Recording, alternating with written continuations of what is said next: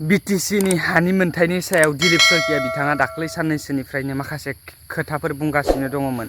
बिथांमोननि बिजेपिनि जि केम्पिंफोराव जे राजखान्थि फोसावदिं मेलफोराव फैबाय थानाय बिटिसि बिसायख'थिनि थाखाय गावबा गावनि राजखान्थि दोलोखौ गोख्रों खालामनो बयबो नाजागासिनो दङ। बेवहायनो आसाम रायजोनि बिजेपिनि मानगोनां आफादगिरि बिथां दिलीप सयकिया बिथाङा बिटिसिआव फैनानै बुंफैदोंमोन जे बिटिसिनि हानि सायाव बे हानि सायाव बाथ्रा बुंनायखौ दिलीप सयकियानि सायाव फिननाय होफिनदों बिथां राजु कुमार नार्जारी सारा, जाय राजु कुमार नार्जारी बिथाङा जाहैबाय इउपिपिएल राजखान्थि हान्जानि जेनेरेल सेक्रेटारि सेन्ट्रेलनि। बिथां सारनि खुगानिफ्रायनो मिथिनानै लादो आरो साफ्रोमबो ट्राइबेल बेल्ट एन्ड ब्लक बासायनायाव बयबो मदद होलायनांगोन गासैबो रायजो राजाफ्रानो। आरो जों बयबो मिथिगौ जोंनि बिटिसिआ 6 शिड्युल एरिया, बेवहाय हा बायनाय फाननायनि माने गुबुना जोंनियाव हा बायफैनो हाया, बेयो जोंनिया नेम खान्थिया दंखायो। जियानो जाला बिथां सारनि खुगानिफ्राय मिथिनानै लादो। आरो नोंथांमोना 6 शिड्युलनि सोमोन्दै मिथियाब्लाथाय गुगोलावबो सार्च खालामनानै नायनो हायो, रोखा रोखा लिरनाय दंखाजोबो। सारनि खुगानिफ्राय मिथिना ला। बेनि सिगांनो चेनेलाव जायफ्रा गोदानै चेनेलखौ साबस्क्राइब खालामथार, भिडिअखौ लाइक खालाम, जुदि मोजां मोनोब्लासो लाइक खालाम, आं फर्सफुलि बुङाखै। बेनिफ्राय शेयार खालामनानै हो, साफ्रोमबो शेयार खालामनानै हो, जाहाथे साफ्रोमबो बर' रायजो राजाफ्रानो नुनो हायो। बेनिफ्राय फुल्लि भिडिअखौ नायजोब, बेनि उनावसो कमेन्ट हर, सिगांग्रो दा कमेन्ट हर। भिडिअखौ नायजोबग्रोदो, सारनि बुंनायखौ खोनासं, बेनि उनाव कमेन्ट खालाम।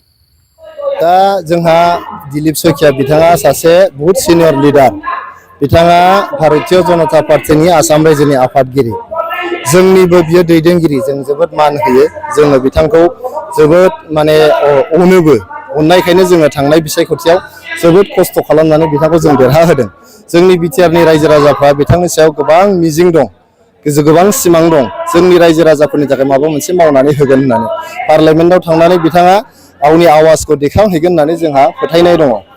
नाथाय दिनै बिथाङा बे 6 शिड्युल आरो बेल्ट एन्ड ब्लकनि बाथ्रा मख'नानै मोनसे नङा मोनसेखौ बोखारगोन होननानै जे बुंदों। दा बे बेल्ट एन्ड ब्लक आरो 6 शिड्युल बे मोननैबो जोङो उदांस्रिनि साननिफ्रायनो सोलिबोनाय मोनसे आयेन।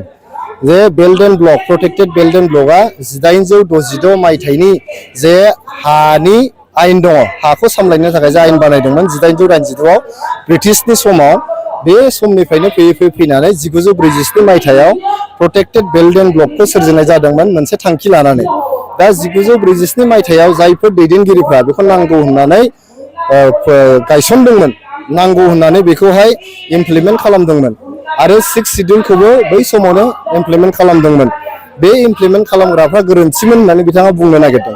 आरो 2003 मायथाइयाव जेब्लानाखि बिटिसिखौहाय जागायनाय जादोंमोन, बिटिसिखौ सोरजिनाय जादोंमोन, बे समावथ' गोरों गोराफ्रा गासिखौबो स्टाडि खालामजोबखानानै मोनसे जायगायावनो 6 शिड्युल आरो मोनसे जायगायावनो प्रटेक्टेड बेल्ट एन्ड ब्लक सोलियोना सोलिया बे गासैखौबो सानजोबनानैसो बे बिटिसिखौ सोरजिदों बा बिटिआरखौ सोरजिदों 2020 मायथाइयाव। गतिके बिथाङा गावखौनो बहुद गोरोंद्राय साजायनो थांनानै गावखौनो माने जाद्रायाखसै नामा होननानैसो प्रमान होनाय बायदि मोनसे नुनो मोनदों आङो। बिथांखौ खावलायदों जाहाथे बिथाङा आयेनखौ जाहाथे मोजाङै फरायबावो आरो बिथाङा हारसिङै जेखौबो सोलायनो हाया, बे जिनिसखौ बिथाङा बजबनानै लानाया मोजां। नङाबा जोंनि रायजोफोरनि गेजेराव मोनसे कनफिउजन, मोनसे केअस, मोनसे गावजों गाव भुल बुजाबुजि सोमजिगोन। बेखायनो दिलीप सयकिया बिथांखौ आङो मोजाङै सानफिननानै नायनो थाखाय खावलायदों।